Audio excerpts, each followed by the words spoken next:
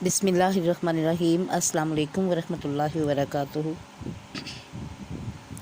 आज कुरान पाक की सूरत बकरा की आयत नंबर 101, जिसका तर्जुमा तफसीर कुछ इस तरह है। और जब इनके पास अल्लाह की तरफ से एक रसूल तशरीफ़ लाया जो इनकी किताबों की तस्दीक फरमाने वाला है, तो अहले किताब में से एक गिरोह ने अल्लाह की किताब को पीठ पीछे यूँ फेंक दिया गोया कि वो कुछ जानते ही नहीं। तफसीर इस तरह है, यहाँ रसूल से मुराद सरकार दो आलम मोहम्मद मुस्तफ़ा सल्लल्लाहु अलैहि वसल्लम हैं।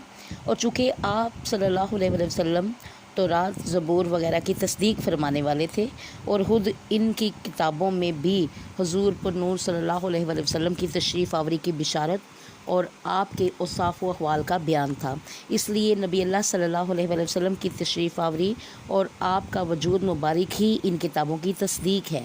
लिहाजा इस बात का तकाजा तो ये था कि नबी अल्लाह सल्लल्लाहु अलैहि वसल्लम की आमद पर अहले किताब का ईमान अपनी किताबों के साथ और ज़्यादा पुख्ता होता, मगर इसके बरक्स उन्होंने अपनी किताबों के साथ भी कुफ्र किया। मशहूर मुफस्सर सुदी का कौल है कि जब नबी अल्लाह सल्लल्लाहु अलैहि वसल्लम की तशरीफ़ आवरी हुई तो यहूदियों ने तौरात और कुरान का तकाबुल किया, और जब दोनों को एक दूसरे के मुताबिक पाया तो उन्होंने तौरात को भी छोड़ दिया।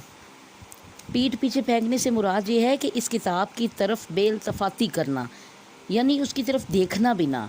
हज़रत सुफियान बिन उनिया का फरमान है कि यहूदियों ने तौरात को रेशमी गुल्लाफ़ों में सोने चांदी के साथ मुज़ज्जन करके रख लिया और इसके काम को ना माना।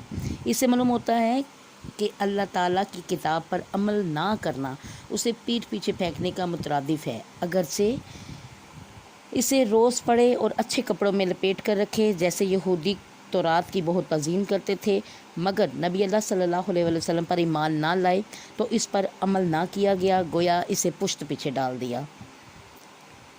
आज के मुसलमानों का भी हाल यही है।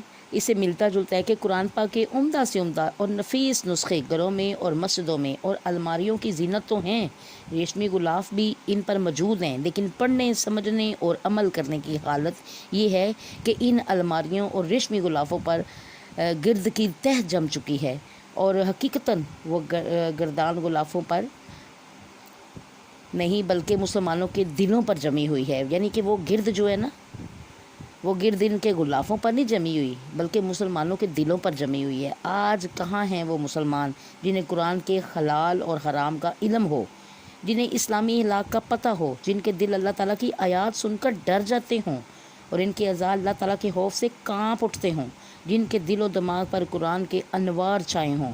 वो मुअज़्ज़ज़ थे ज़माने में मुसलमान होकर, वो मुअज़्ज़ज़ थे ज़माने में मुसलमान होकर, हम ख्वार हुए तारिके कुरान होकर। इस आयत से इशारतन मालूम होता है कि कुरान शरीफ की तरफ पीठ नहीं करनी चाहिए, कि ये बेरुखी और बेतुजीही की अलामत है। और ये भी मालूम हुआ कि बेअमल आदमी जाहिल की तरह होता है, बल्कि इससे भी बदतर होता है।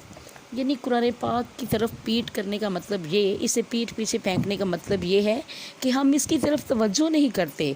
अरे इसमें जो कुछ लिखा है उस पर हम अमल नहीं करते। हालांकि अल्लाह ताला ने वाज़िया और साफ़ अल्फाज में हमें कुरान पाक में सब कुछ बयान करके बता दिया। अल्लाह ताला हम सबको कुरान खोल कर समझने की, पढ़ने की तौफ़ीक अता फ़रमाए। अल्लाह हमारे हालात पे रहमत नाज़ल फ़रमाए। अल्लाह पाक हमें अपने दीन पे पुख्ता रहने की तौफ़ीक दे, अक़ीदे मज़बूत रखने की तौफ़ीक अता फ़रमाए। वमा अलैना इल्लल बलागुल मुबीन।